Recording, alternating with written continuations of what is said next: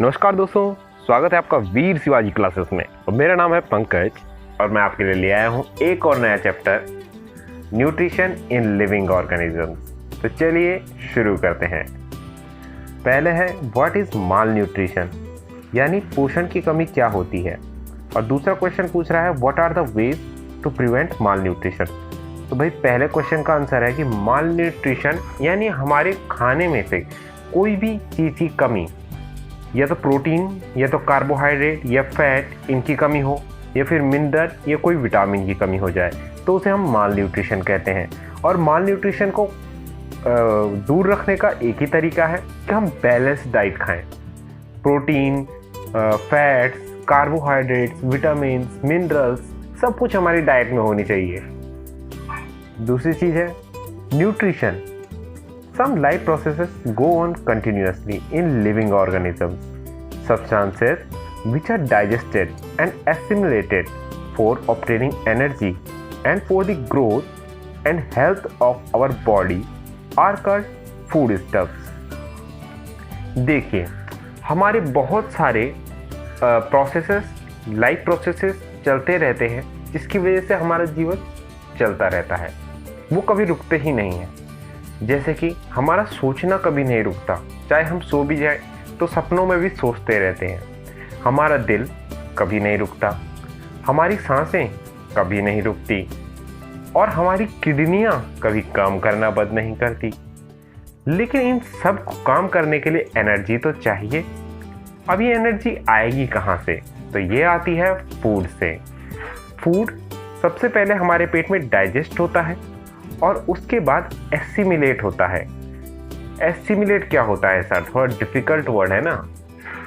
देखो, हम कहते हैं किसी पे खाना लग ही नहीं रहा, ये किसी पे कहते हैं इस पे खाना अच्छा लग जाता है, मतलब उसी को ही कहते हैं एसिमिलेशन। अगर किसी पे खाना लग रहा है मतलब उसका एसिमिलेशन अच्छे से हो रहा है, जो भी वो खा रहा है वो पच रहा है। तो एसिमिलेशन का मतलब है कि जो भी हमने खाया उसकी एनर्जी अगर हमारी बॉडी पे आ जाती है तो उसी को एसिमिलेशन कहते हैं। We get several types of nutrients from food stuffs. Nutrients can be classified into two types, namely micronutrients and macronutrients. देखिए, ये तो सबको ही पता है कि हमारे खाने में से न्यूट्रिएंट्स होते हैं, और न्यूट्रिएंट्स भी मेनली दो तरह के होते हैं।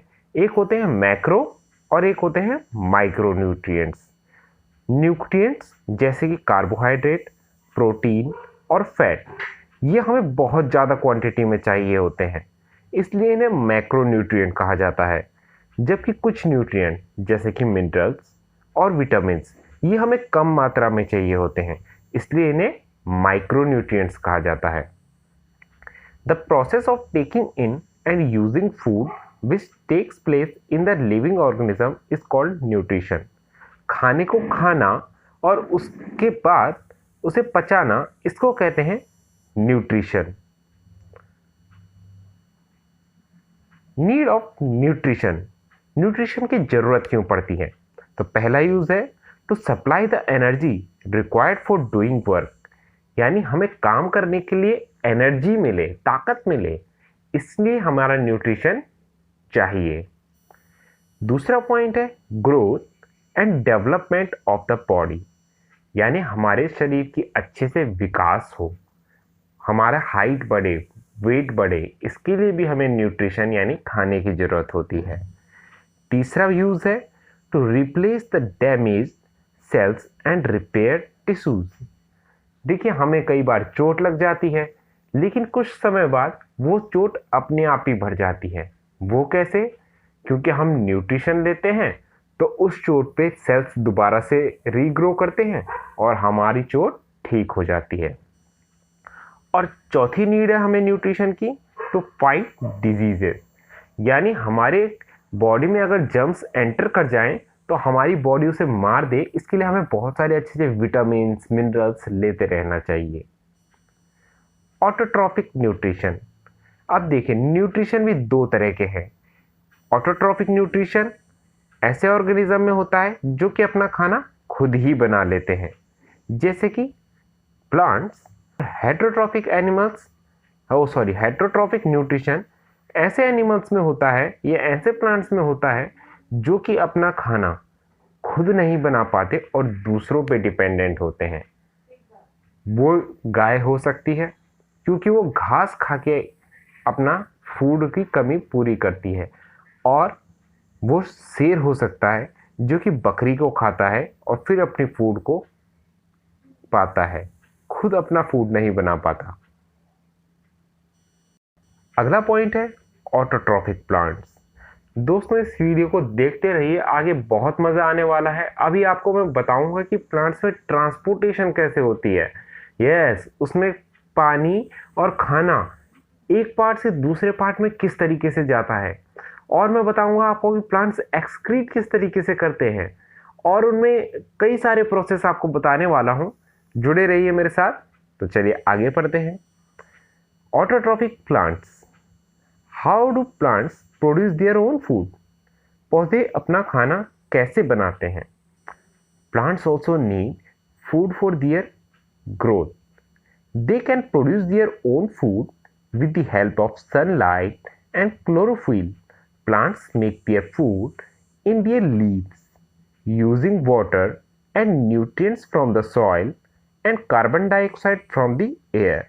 This process is called as photosynthesis. अब इसे समझते हैं कि फोटोसिंथेसिस है क्या।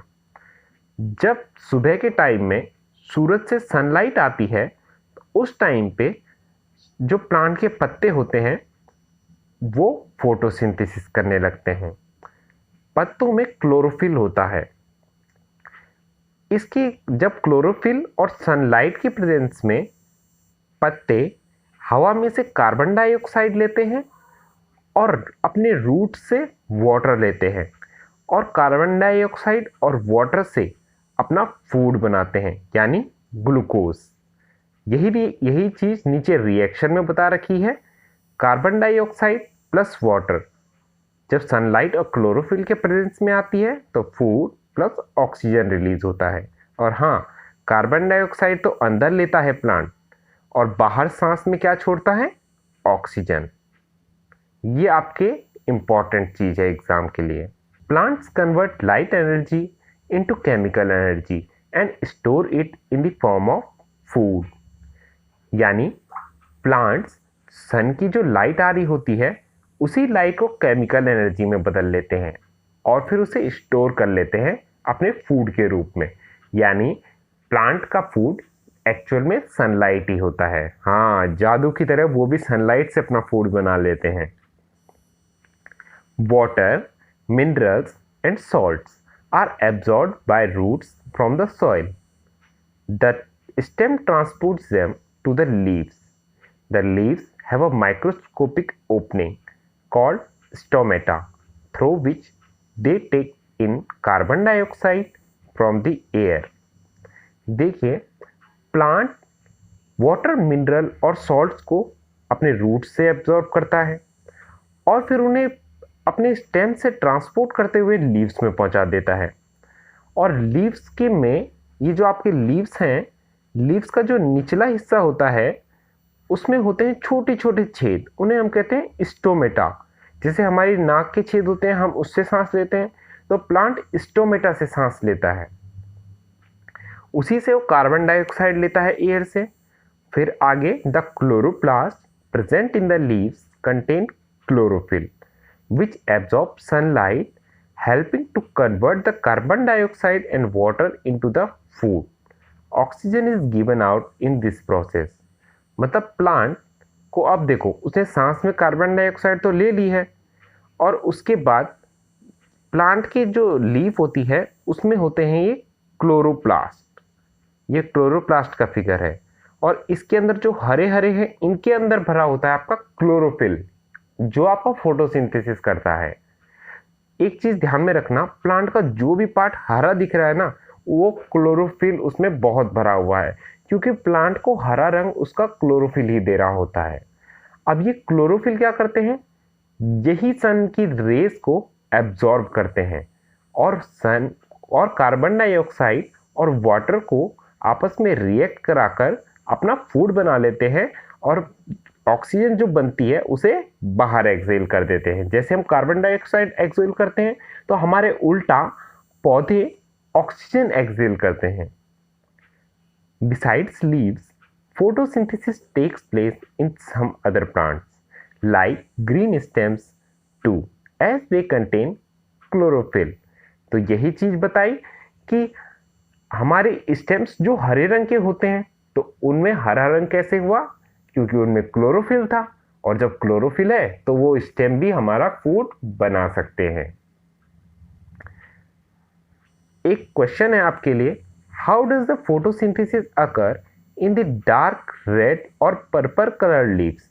कई सारे पत्ते या पौधे आपने देखे होंगे लाल या बैंगनी रंग के होते हैं, फिर वो अपना खाना कैसे बनाते हैं, क्योंकि हमें खाना बनाने के लिए क्लोरोफिल चाहिए और क्लोरोफिल तो हरे रंग का होता है। तो उनमें भी क्लोरोफिल होता है लेकिन बहुत कम मात्रा में होता है। उसकी जगह पे दूसरे लाल या फिर बैंगनी रंग के पिगमेंट ज़्यादा होते हैं, जिस वजह से वो दिखते लाल या बैंगनी रंग के हैं, लेकिन उनके अंदर तो थोड़ा बहुत क्लोरोफिल होता है, उसी से वो अपना खाना बना लेते हैं। अगला टॉपिक है ट्रांसपोर्ट सिस्टम इन प्लांट्स। बहुत ही मज़ेदार टॉपिक है दोस्तों, बहुत इंटरेस्टिंग टॉपिक है ये। तो चलिए पढ़ते हैं।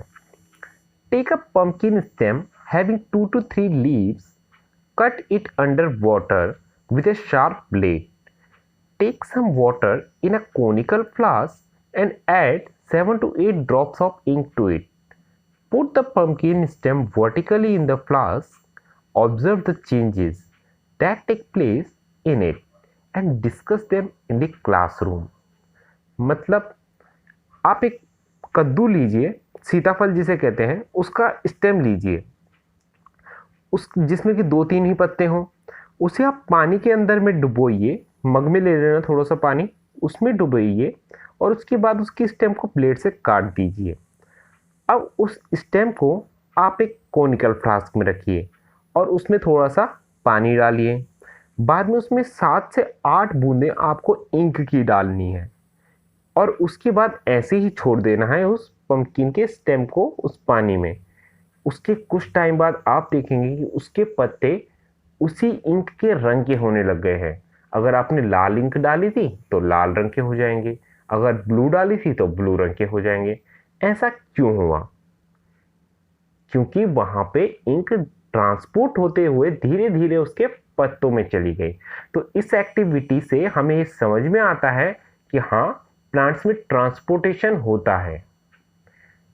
अब इसको डिटेल में समझते हैं। मैं पढ़ता जाऊंगा और आप इसको ध्यान से सुनना और अपने आप में समझने की कोशिश करना। The transport system of plants consist of the xylem and phloem.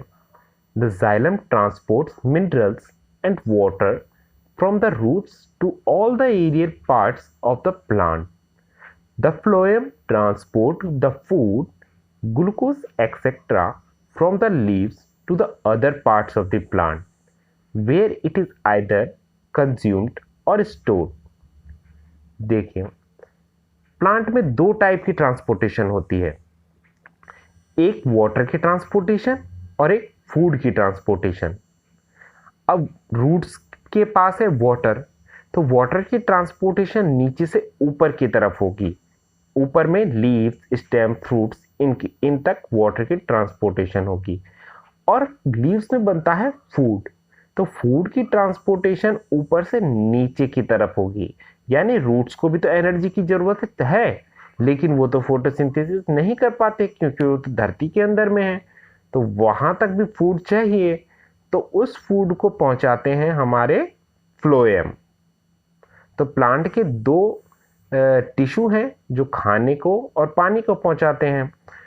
जो जाइलम होता है उसका काम होता है मिनरल को और पानी को रूट से लेकर प्लांट के सारे पार्ट में पहुंचाना, और जो फ्लोएम होता है उसका काम होता है खाने को प्लांट के सारे पार्ट से नीचे के रूट्स तक में पहुंचाना।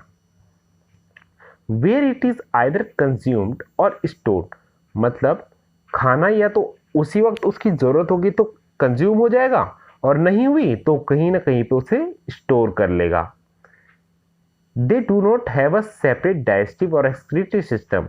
इस पॉइंट को ध्यान में रखिएगा कि पौधों का कोई भी एक अलग से डाइजेशन के लिए कोई सिस्टम नहीं होता है, क्योंकि वो तो अपना खाना खुद ही बना दे रहे हैं और फिर उसके लिए डाइजेशन की जरूरत ही नहीं पड़ती, और एक्सक्रीशन की भी इनका कोई सिस्टम नहीं होता है। अगला क्वेश्चन है, what is chemosynthesis? Which plants produce their food by chemosynthesis? हमने फोटोसिंथेसिस तो पढ़ा दोस्तों, लेकिन एक कीमोसिंथेसिस क्या होता है? तो कीमो मतलब होता है केमिकल्स और सिंथेसिस मतलब होता है बनाना। ऐसे प्लांट्स जो अपना खाना केमिकल्स से बनाते हैं। जी हाँ, कुछ प्लांट्स ऐसे हैं जो किसी पत्थर पर ऊपर से जम जाते हैं, उसके बाद वहाँ पे केमिकल रिलीज करते हैं और उस पत्थर में से मिनरल्स डिसॉल्व हो जाते हैं, जिससे कि वो प्लांट्स एब्जॉर्ब कर लेते हैं। उसे कहते हैं कीमोसिंथेसिस। इस पत्थर में जो केमिकल एनर्जी होती है उसी से वो अपना फूड प्रोड्यूस करते हैं। ये होता है कीमोसिंथेसिस। अगला क्वेश्चन पूछ रहा है, Which are the different substances excreted by the plants and why?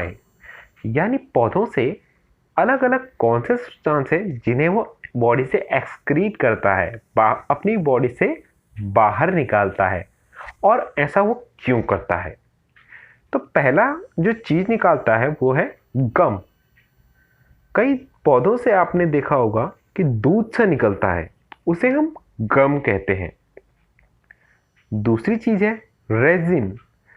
कई पौधों में आपने पानी सा देखा होगा जो कि काफी चिपचिपा होता है और कुछ टाइम बाद सूख जाता है, उसे हम रेजिन कहते हैं, जैसे कि बबूल का पेड़। और गम यानी दूध सा हमें रबर के पेड़ में दिखता है। और बहुत सारे पौधों का सर्दियों के टाइम में पत्ते झड़ जाते हैं। तो ऐसा क्यों होता है? पौधे अपना एक्सक्रीटरी मटेरियल पत्तों में भर देते हैं, फिर वो पत्ते पीले रंग के पड़ जाते हैं और वो फिर झड़ जाते हैं, जिसके कारण पौधा अपने बॉडी में जो भी वेस्ट मटेरियल होते हैं, जो भी उसके लिए हार्मफुल मटेरियल्स होते हैं, उनको अपने लीव्स में भर देता है या फिर अपनी बॉडी से गम्स के या रेजिन्स के रूप में बाहर निकाल देता है। दोस्तों, इस वीडियो में इतना ही रखते हैं। हम कम पढ़ेंगे लेकिन बढ़िया पढ़ेंगे। आपका अगर कोई डाउट है, कोई सवाल है या मेरे लिए कोई सजेशन है तो प्लीज़ उसे नीचे कमेंट बॉक्स में लिखिए। दोस्तों, पार्ट 2 में मैं आपको बताऊंगा कि पौधे अपने खाने के हिसाब से कैसे डिवाइड किए गए हैं। बड़ी ही इंटरेस्टिंग चीज़ें उनके बारे में बताऊंगा, और मैं बताऊंगा ऐसे हैरतअंगेज जानवर जो अजीबोगरीब तरीके से अपने खाने को लेते हैं। दोस्तों, वीडियो अगर अच्छा लगा तो इसको लाइक कीजिए, अपने दोस्तों के साथ में शेयर कीजिए। हमारे आने वाली वीडियोस की नोटिफिकेशन सबसे पहले पाने के लिए चैनल को भी सब्सक्राइब कर दीजिए। धन्यवाद। Bye bye, take care.